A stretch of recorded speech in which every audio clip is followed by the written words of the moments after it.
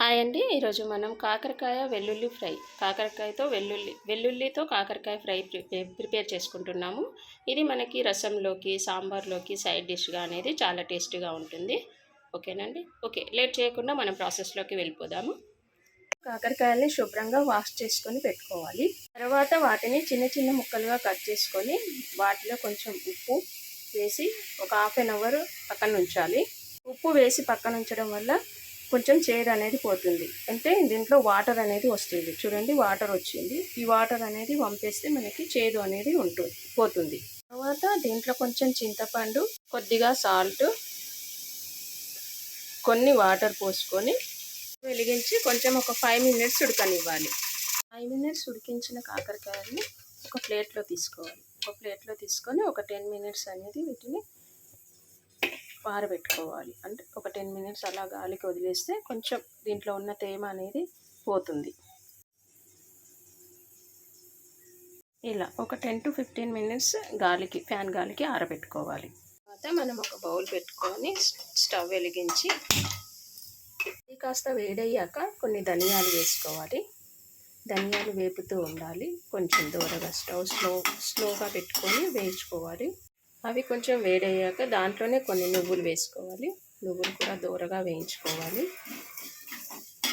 Mixie jar తీసుకొని దాంట్లో వెల్లుల్లి రెబ్బలు, ఇప్పుడు వేయించుకున్న ధనియాలు, నువ్వులు దీంట్లో వేసేసుకొని కొంచెం సాల్ట్, కారం, కర్రీకి సరిపోయేంత కారం ఇప్పుడు దీంట్లోనే వేసేసుకోవాలండి. నేనైతే చిన్న స్పూన్ అండి, నాది ఒక 3 spoons వేస్తున్నాను. దీన్ని ఇప్పుడు మిక్సీ పట్టుకుందాము. ఇప్పుడు ఒక బాండీ పెట్టుకొని అందులో ఆయిల్ వేసుకోవాలి. ఆయిల్ ఎక్కువనే పడుతుందండి.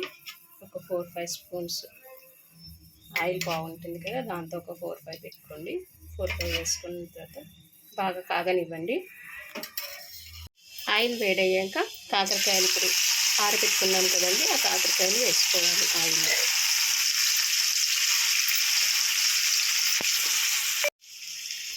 బాగా వేయించుకోవాలి, కొంచెం దూరగా వేయించుకోవాలి.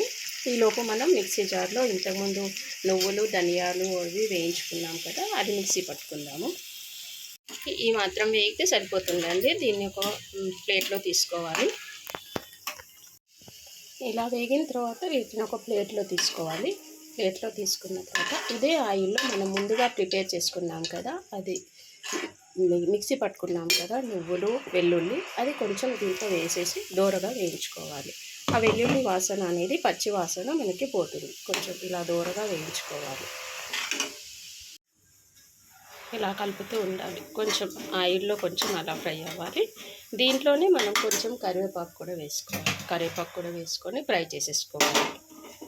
కరివేపాకు కూడా వేసుకొని ఆయిల్లో ఫ్రై చేసుకోవాలి. అదే ఆయిల్ సరిపోతుంది.